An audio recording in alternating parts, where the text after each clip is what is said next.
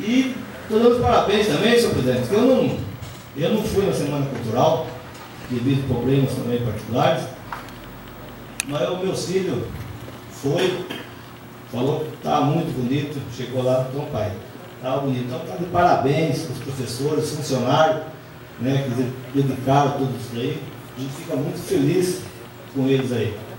Então, acredito também que a secretária de Educação, essa semana, é a semana do livro, eu acho que poderia levar os nossos alunos aí para a semana do livro, mas acho que também em cima, não sei se, né, se ela conversou com o senhor prefeito para ver se pagam pelo menos uma viagem para os estudantes demais. Infelizmente eu acredito que baterá Tem uma 1 milhão vez por é difícil.